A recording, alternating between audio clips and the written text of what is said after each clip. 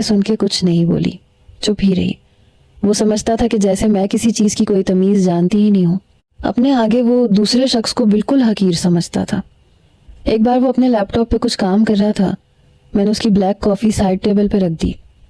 آج تک کبھی اس نے مجھے تھینکس نہیں کہا تھا، کبھی یہ نہیں کہا تھا کہ تم بہت پیاری لگ رہی ہو، کبھی یہ نہیں کہا تھا کہ اجالا آئی لو یو، کبھی یہ نہیں کہا تھا کہ تم میرا بہت خیال رکھتی ہو۔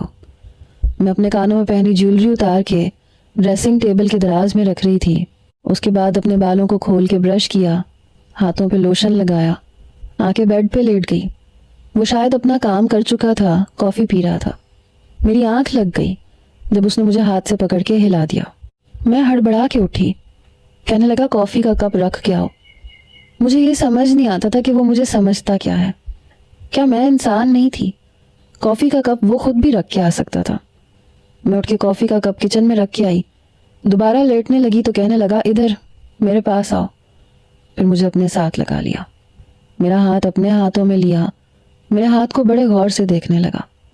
کہنے لگا تمہارے ہاتھ نازک قسم کے نہیں ہیں۔ میں نے کہا کیا مطلب؟ کہنے لگا ان کی بناوٹ بڑی عجیب سی ہے، کچھ چوڑے سے بھدے ٹائپ کے ہیں، کچھ مردانہ قسم کے۔ یہ کہہ کے ہنسنے لگا، پھر میرا ہاتھ جھٹکے سے پیچھے کیا۔ کہنے لگا بینش کے ہاتھ بہت خوبصورت ہے، بے تحاشا حسین تھی وہ، لگتا تھا اللہ نے بڑی فرصت سے اسے بنایا تھا۔ مجھے اپنے پہلو سے لگائے، وہ اپنی گرل فرینڈ کی تعریف کر رہا تھا۔ اس سے پہلے کہ مجھے اس کے تصور میں اپنے قریب کرتا، میں نے اس کے سینے پہ ہاتھ رکھ دیا۔ میں نے کہا آیوشمان پلیز، میں تھک چکی ہوں، میں سونا چاہتی ہوں۔ کہنے لگا تم ہو کیا چیز؟ کس بات کا گھمنڈ ہے تمہیں؟ کس بات کے نخرے دکھاتی ہو مجھے؟ خود کو خوش نصیب سمجھو کہ میں نے تمہیں اپنی بیوی کے قابل سمجھا۔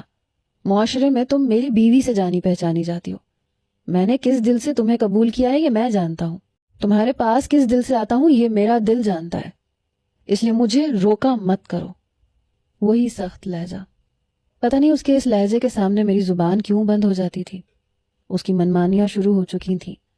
کبھی ایسا نہیں ہوا تھا کہ اس نے کبھی میرے کانوں میں کوئی پیار بھرا جملہ کہا ہو۔ لگتا تھا بس مجھ پہ اپنی فرسٹریشن نکال رہا ہے۔ میں نہیں جانتی، لیکن پتہ نہیں کیوں مجھے اس کی سنگت کی خواہش بھی نہیں تھی۔ میں بہت چاہتی تھی کہ مجھے اس کا ساتھ اچھا لگے، حالانکہ اب تو میں اس کے ہر کام کو پرفیکٹ طریقے سے کرتی تھی۔ اب اسے کچھ کہنے کا موقع نہیں ملتا تھا۔